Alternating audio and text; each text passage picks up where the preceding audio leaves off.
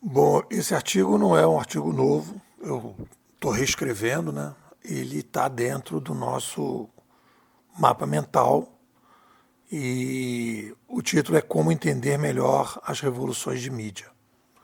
Às vezes eu me empolgo e fico escrevendo, quando vou falar de revoluções de mídia, já sobre o digital, não é o caso. Eu primeiro preciso mostrar como é que as revoluções de mídia acontecem na história e depois aplicar as visões das revoluções de mídias passadas na atual revolução digital. Então aqui eu já venho trabalhando com a ideia da gente melhorar, né, a conceituação de fenômenos e tenho dito assim que o futurista profissional ele procura leis, padrões, regras dos fenômenos para que ele possa projetar mais à frente. Quando a gente não trabalha com padrões, a gente trabalha com fatos, a gente consegue apresentar soluções, perspectivas, prognósticos para o curto prazo. No médio e longo prazo, só padrões, né? O que acontece normalmente nesse mercado de futurismo é que o senso comum desse mercado ele não trabalha com comparativo histórico. Ponto.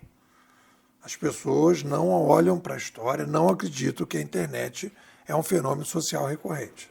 Então, a primeira coisa importante é entender que a gente precisa ir para a história porque é um fenômeno que vai se repetindo.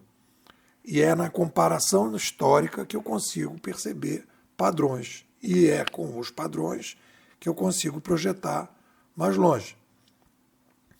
Então, o primeiro passo para a gente analisar um fenômeno é separar o que é estrutural do que é conjuntural.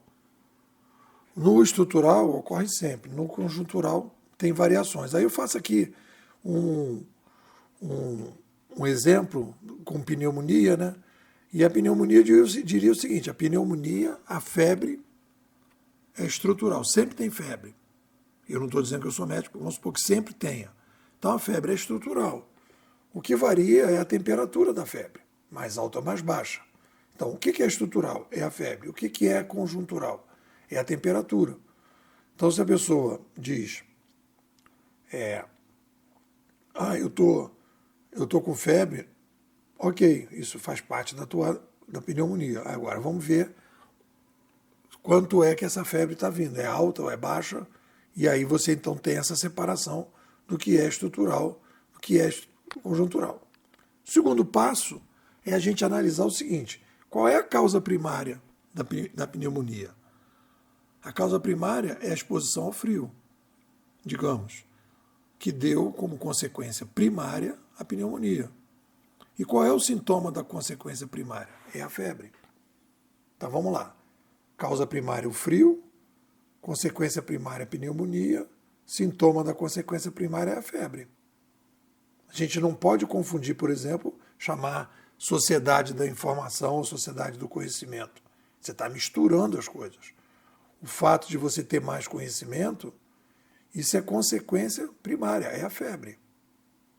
Mas a causa, a consequência primária, o que é o processo? É uma revolução midiática. Então você não pode sair confundindo as coisas, né? Quando a gente fala nas revoluções midiáticas civilizacionais, o que é estrutural, Nepô? Sempre vão aparecer 3 fatores estruturais. Um novo canal. Vamos lá pela ordem. Gestos, as mãos, a boca, que a gente começou a falar, papel, e aí papel você bota parede, papiro, etc, etc. E depois os equipamentos digitais, esses são os canais. Qual é o novo tipo de armazenamento? Primeiro, memória, tanto no gesto quanto na oralidade. Depois a gente colocou os arquivos, biblioteca, gaveta, prateleira cheia de livros, cheia de coisas escritas, e agora os bancos de dados. Novo tipo de linguagem. Linguagem gestual, oral, escrita e rastros digitais. Então isso sempre vai acontecer. Então a gente não pode ficar confundindo essas 3 coisas.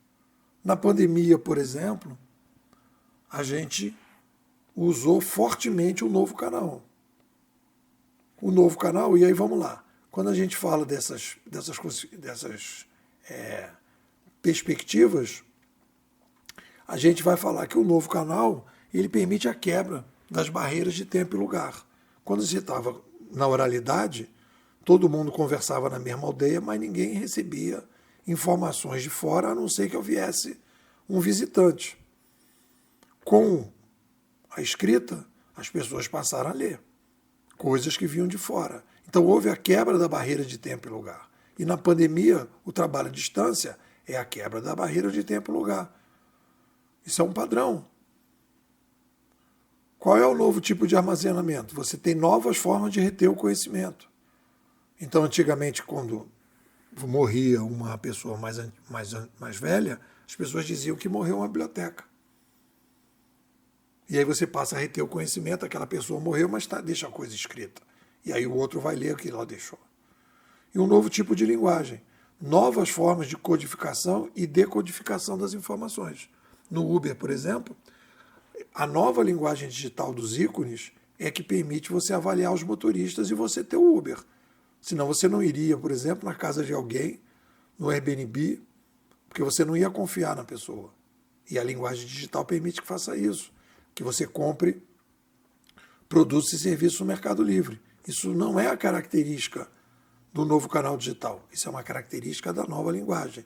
E no Netflix, quando ele indica um filme para você, ele está usando o banco de dados, coisa que você não tinha antes. Né? Toda vez que você clica, o Netflix está registrando o que você fez e está indicando filmes. Às vezes você vê uma série, parou no meio, ele diz, ele não gosta muito desse tipo de série.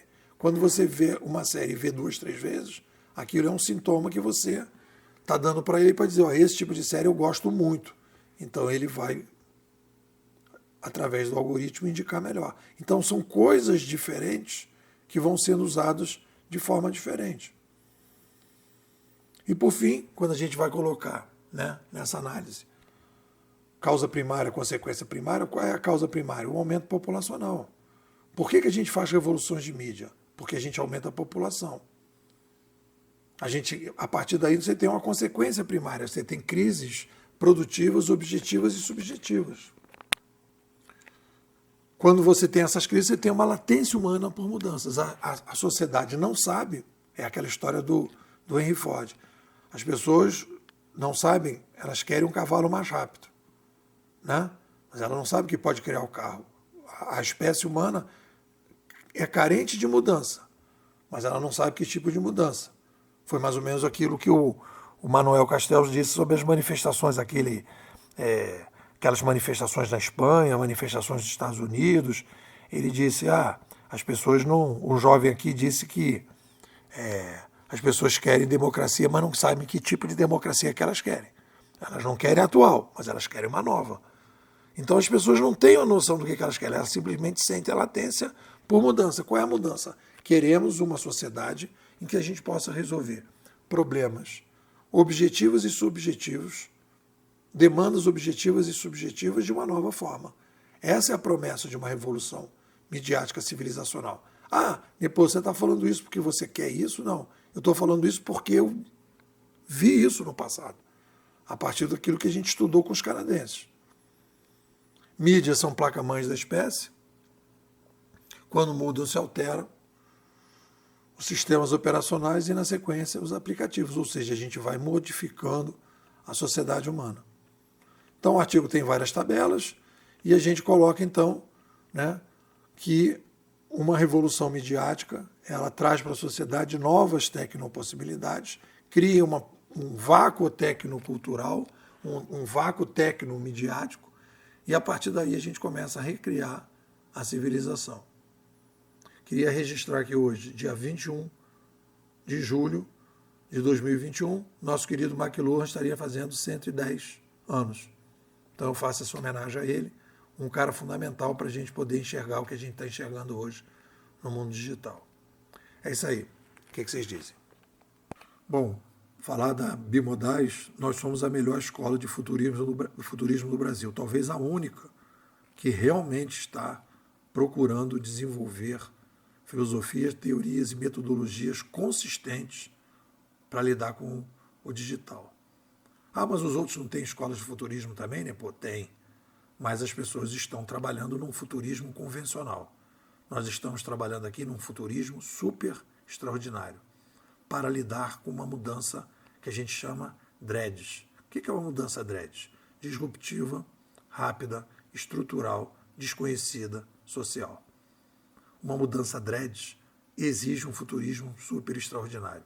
E o futurismo super extraordinário exige uma imersão, um aprofundamento, um acompanhamento, um trabalho consistente para que as pessoas possam compreender todas as grandes mudanças de paradigmas, de valores e de hábitos que a nova civilização vai exigir.